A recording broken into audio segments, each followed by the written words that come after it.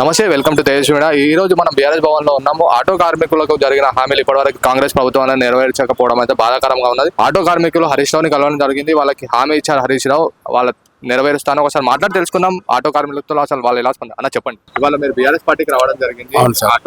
ఇప్పుడు తెలంగాణ ప్రభుత్వం వచ్చిన తర్వాత ఫ్రీ బస్ అని చెప్పి మీకు ఆటోలు అనేది ఇప్పుడు కూలీ లేకుండా దాని మీద ఎలా స్పందిస్తారు? మాకు చాలా దారుణం అంటే చాలా దారుణం అయిపోయింది. మాకు ఇక్కడ గిరాకులు లేవు. మాకు ఇంతకుముందు ఈ మహాలక్ష్మి పథకం లేకముందుకు రోజు 2000 చేసుకున్నాం, 1500 2000 చేసుకున్నాం.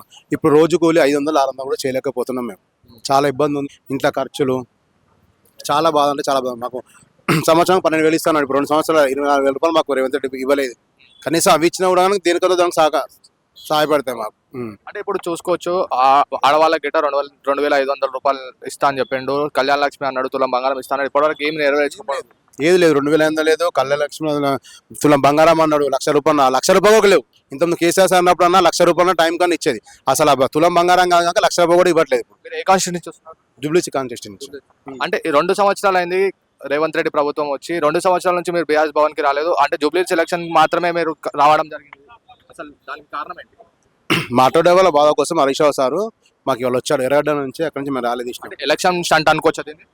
ఎలక్షన్ స్టంట్ అనుకోవచ్చు. ఎలక్షన్ల గురించి అని కాదు, మా బాధ గురించి అని. అందులో ఇప్పుడు జూబ్లీస్ ఎలక్షన్ ఉన్నాయి కాబట్టి దానికోసం కూడా ఇప్పుడు కేసీఆర్ సార్కు అక్కడ గెలిపించి దీంతోనే మనకు ఇప్పుడు మెయిన్ అన్నట్టుగా దాంతోనే ఎలక్షన్ల గురించి కూడా. అభివృద్ధి కోరుకుంటున్నారా లేకపోతే క్యాండిడేట్ చేంజ్ కోసం? అభివృద్ధి కావాలి, మనకు అభివృద్ధి కావాలి. అంటే గతంలో కూడా మాగంటి గోపీనాథ్ అనే వాళ్ళే ఉండేది. అప్పుడు అభివృద్ధి ఏమైనా జరిగిందా మీకు? లేకపోతే ఇప్పుడు ప్రభుత్వం వచ్చిందని మీరు రావడం చెప్పలేదు?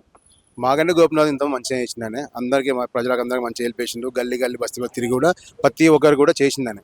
అంటే ఇప్పుడు బీఆర్ఎస్ ప్రభుత్వం మీద ఒక కాంట్రవర్సీ అయితే జరుగుతుంది. మన పెద్దమ్మ గుడి మీద అయితే రేవంత్ రెడ్డి గారు ఒక రీల్ అనేది వైరల్ కావడం జరుగుతుంది. పెద్దమ్మ గుడి అంటే ఓన్లీ బీజేపీ వాళ్ళే పెద్దమ్మ గుడి మీద మాట్లాడతారు. డ్రైనేజ్ల సమస్యలు ఉన్నాయి, ఆటో సమస్యలు ఉన్నాయి. అదే నిన్న హెచ్వైసీ సల్మాన్ని చూసుకున్నట్టయితే అక్కడ ఏమొచ్చిందంటే గ్రేవ్ యార్డ్ భూమి ప్రభుత్వ భూమి ఉన్న నేను స్వయంగా పైసలు పెట్టి కొనుక్కుంటా అని గిట్ట కేటీఆర్ అనేది చెప్పడం జరిగింది. దాని మీద ఎలా స్పందిస్తారు?